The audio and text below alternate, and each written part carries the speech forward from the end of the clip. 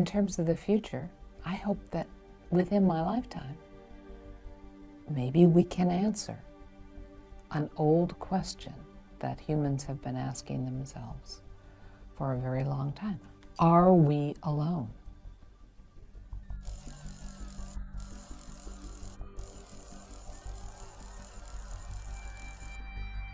It's a big question, and its answer is incredibly profound. We are either one of many, or we are singular.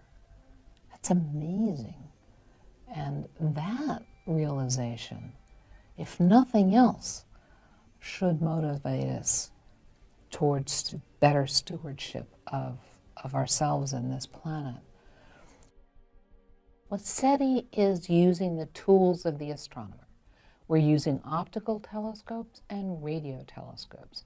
And we're using these telescopes in different ways to try and detect signals that don't appear like the signals that nature produces.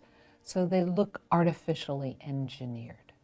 In my case, I use the Allen Telescope Array in Northern California, an array of 42 small 6-meter dishes that are hooked up with a lot of computing power.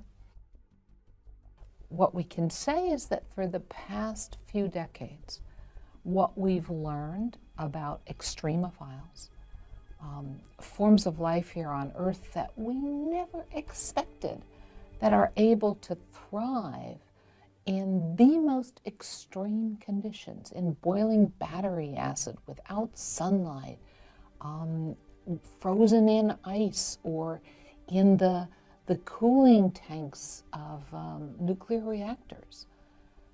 Life is happy in all those extreme places.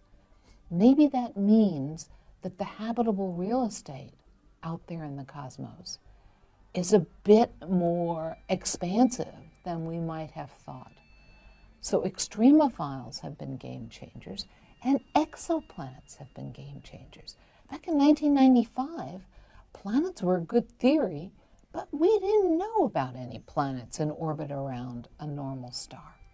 Now we know about thousands, and that's changed my game, because prior to this year, what I would do is look at targets, at directions where there were stars that I thought could be good hosts for habitable planets.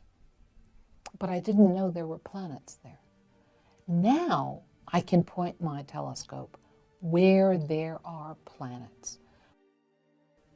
But if we get a signal, wow, we know that it's possible for us to have a long future, because success isn't ever going to happen unless, on average, technologies survive for a very long time, so that two technological civilizations can line up not only in space, but in the deep time history of our galaxy. If technologies last for 100 years, that's the kind of communication history we've had so far, and that's it. Two technologies are never going to line up in the 10 billion year history of the galaxy. But if they do, if they overlap and we get a signal, we know there's a future out there and we can get from here to there. They won't tell us how to do it.